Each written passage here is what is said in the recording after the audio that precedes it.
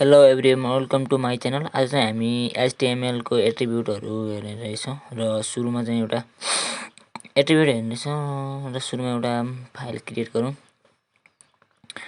HTML attribute.html भनेर file create गरेपछि HTML लेखेर ट्याब दबाउँ।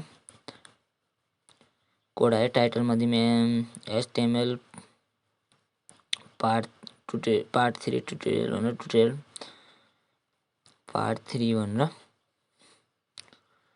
अनि त्यसपछि बडी भित्र चाहिँ हामीले HTML को एट्रिब्युटहरू युज गरौँ।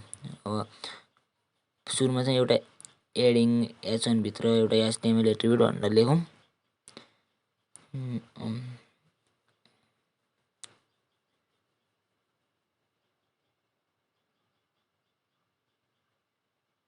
एट्रिब्युट्स भनेर लेखौँ अनि त्यसपछि चाहिँ ओपन इन ब्राउजर गरौँ। त्यो आएको छ हेडिङमा र अब यहाँ एउटा एङ्कर ट्याग दिउँ। एङ्कर ट्याग भन्ने एउटा ट्याग भयो हैन।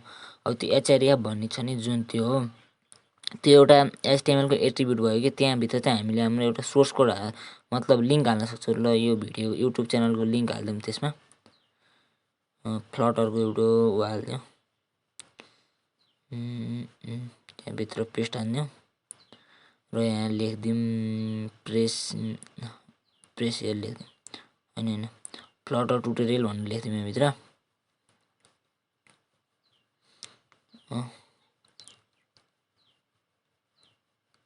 म जुम गरिदिन्छु कोड अलि।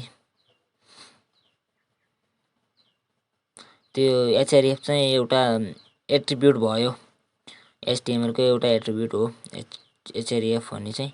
अब अर्को चाहिँ इमेज भन्ने ट्याग युज गरौँ र इमेजभित्र एउटा हामीले सोर्स src भन्ने एउटा सोर्स छ नि, त्यो पनि एउटा एट्रिब्युट हो। इमेजभित्रको एट्रिब्युट, इमेज ट्यागको एट्रिब्युट src भन्ने हो। अब एउटा त्यो इमेज सोर्समा एउटा HTML भन्ने पिक्चर इमेजको लिङ्क हालिदिउँ, अनलाइन लिङ्क हालिदिउँ।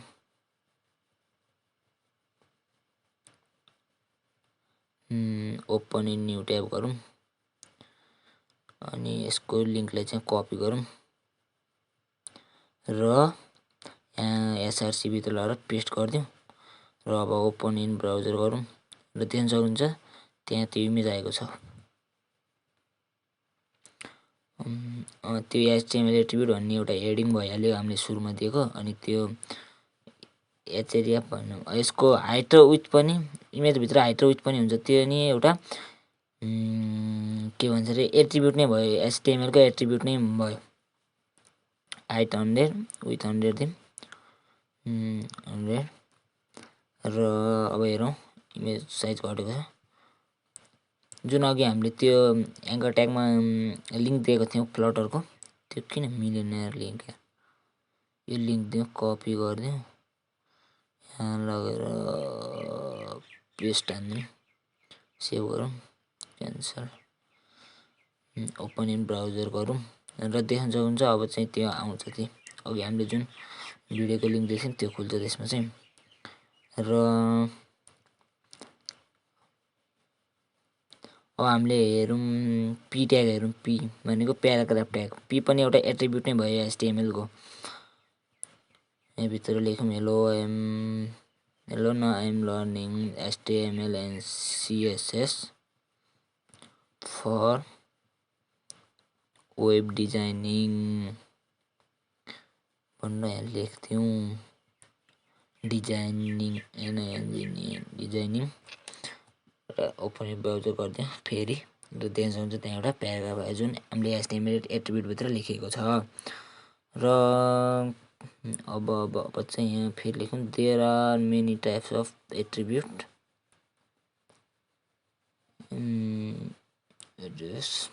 इन HTML भनेर लेख्थ्यौँ। अनि त्यहाँबाट यहाँ चाहिँ ठ्याक्कै H5 भित्र हल्का यसो एट्रिब्युट गरिदिउँ। जस्तै एउटा भयो H5 दिउँ न,